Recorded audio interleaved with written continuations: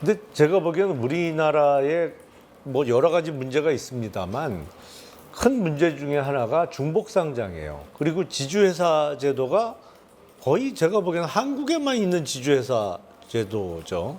원래 홀딩 컴퍼니라는 거는 그 홀딩 컴퍼니가 상장 기업이고 그 지주회사가 갖고 있는 여러 가지 회사들은 다 거의 대부분 비상장 그리고 지분을 100% 지주회사가 소유하고 있는 회사로서 거기서 벌어들인 돈이 다 지주회사로 올라오고 그게 주주 배당이라든지 자사주 매입 소각의 형태로 그 모든 주주에게 이렇게 이익이 돌아가는 형태가 돼야 되는데 LS는 조금 떨어져 나온 지 얼마 안 됐습니다만 그 떨어져 나오기 전에 LG 같으면 주 LG 있고 그 밑에 LG 화학 있고 그 밑에 LG 에너지 솔루션 있고 다 상장된 회사로 이게 중복 상장되어 있단 말이죠. 아마 그게 시총 기준으로 18%가 좀 넘을 텐데 세계 월등한 1등이죠. 중복 상장 비율로 따지면 2등에 한 50배쯤 될 겁니다. 예, 비중이.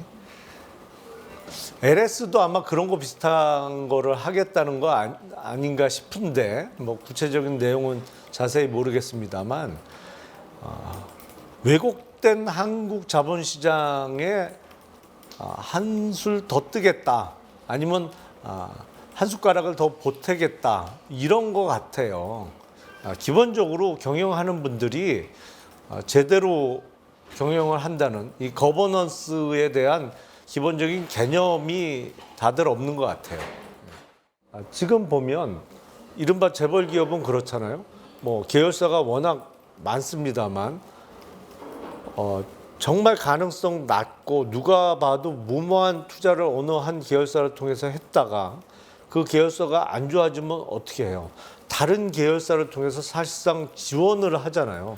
그러면 우량한 계열사도 나빠질 수도 있는 거고 리스크가 옮겨가는 시스템으로 지금 사실상 경영을 하고 있잖아요. 근데 그런 그릇된 경영에 대해서 확실하게 그 이사진에 대해서 손해배상 등의 책임을 물을 수 있게 된다면 그 리스크가 다른 데로 전염이 안 되겠죠. 삼성전자는 뭐 주가가 많이 떨어져서 비중은 좀 줄었습니다만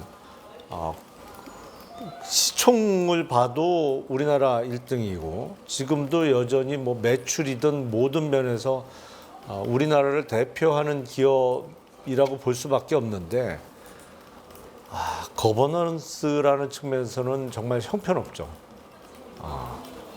우리나라 1등도 그 모양이니 외국에서 보기에는 한국의 다른 기업들은 제대로 뭐 평가하기가 어려울 것 같아요. 그래서 제가 보기엔 뭐 그 어떤 그 이사진의 교체라든지 경영진의 구성에 있어서도 세계 인류 기업이라고 말하기는 대단히 어려운 상황 아닌가.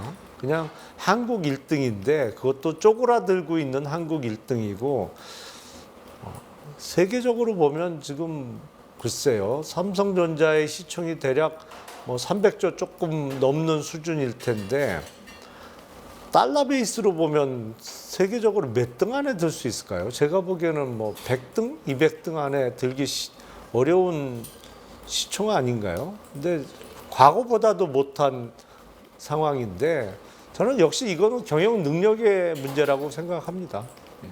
반도체에 전문성이 없는 사람이 뭐 회장이라는 타이틀을 갖고 아니면 그 사람 옛날에 수발 들던 사람이 부회장이라는 타이틀을 갖고 경영에 간섭을 하거나 좌지우지 해갖고는 좋은 퍼포먼스를 할 수 없겠죠.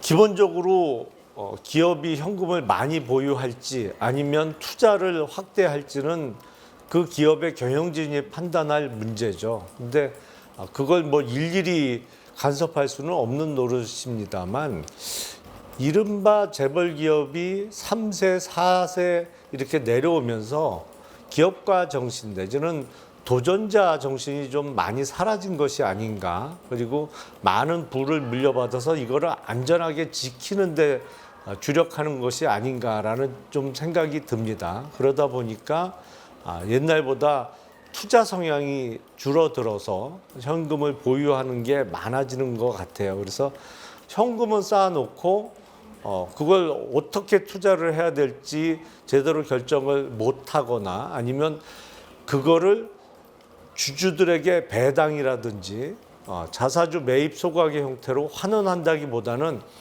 그냥 그 회사 돈을 이용해서 경비 처리하면서 본인이 삶의 퀄리티를 높이는 그릇된 행태로 나가는 경우가 많은데 저는 급선무가 그 능력 안 되면 경영하지 마라.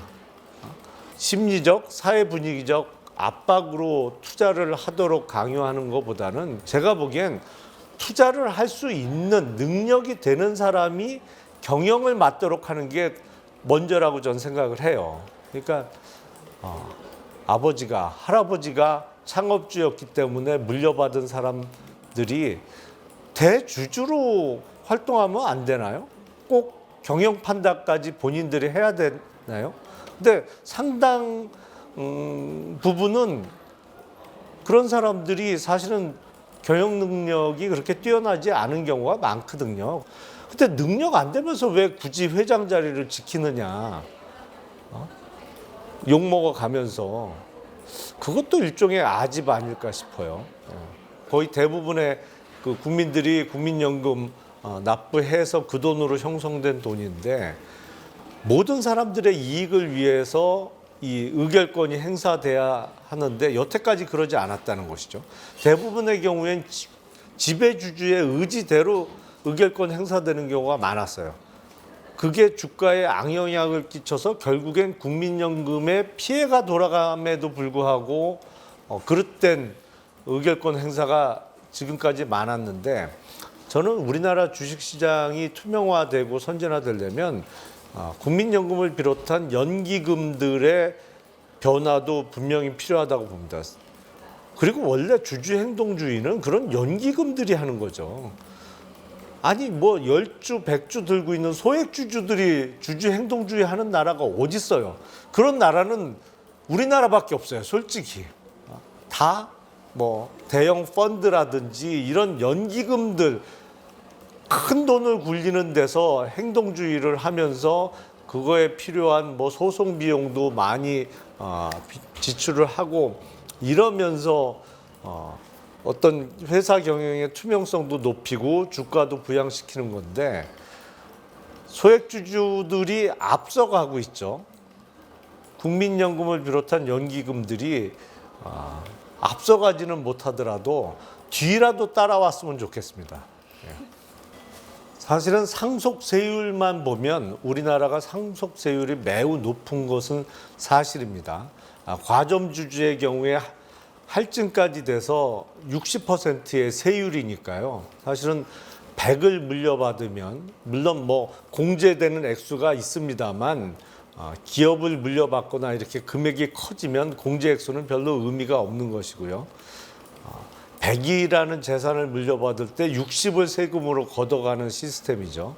그래서 이 세율이 지금 너무 높아서 이걸 조정할 필요도 분명히 있습니다만 사실은 지금 이른바 재벌들은 물려받는 재산에 비해서 세금을 많이 내는 건 절대 아니거든요. 사실은 우리나라는 여러 가지 디스카운트가 적용되는데 지주회사 디스카운트라는 게 분명히 있잖아요.